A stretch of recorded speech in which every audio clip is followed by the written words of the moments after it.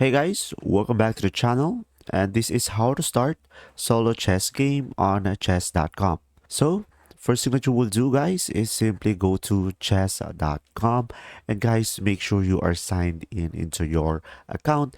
And if you are using a mobile device, it will be just the same process. So, from here on the chess.com homepage, just simply go ahead and go to learn. So here on the Learn, a side tab will show up, and from here just simply go to Classroom. And as you can see, from here just simply click on the new room, and after that you should be able to play chess alone over here.